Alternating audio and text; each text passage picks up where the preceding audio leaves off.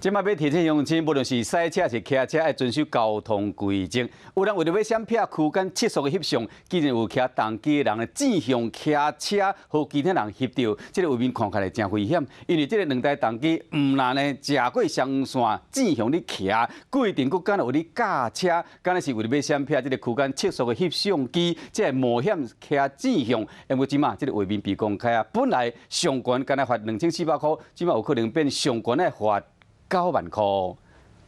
北宜公路有两台重型机车超车骑去头前，先骑伫双黄线，后一秒轻向骑去对向的车道，牵唔着方向。对向直行的机车嘛，互因惊着。不过因犹原继续骑，搁搭伫山壁咧骑车，甚至看到头前路边搁有其他重型机车的骑士，因犹原继续对这个方向骑。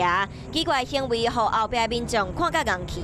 上尾啊，这两台机车搁切断去原本的车道，离开现场。交画面放较慢的来看，这两台车会安尼骑，敢若就是为着要闪避这个区间的测速翕相机。区间测速翕相机会当翕的范围大约是1.5个车道遮尔宽，这就是安怎？这两台重型机车会冒险搭伫山壁，为着要闪翕相机。他的驾驶行为已经明显妨碍到其他的用路人，那我们认定是有那个危险驾车的一个行为，所以会用更重的43条来举发他。原本若是敢若是超速，上重会当罚2400块。不过若是像因同款，互民众翕到违规的行为，经过警方查证了后是事实，就会对这两位起诉罚钱。除了驾车以外，超过双黄线，阁有骑去对向的危险驾驶，上重会当罚到9万块。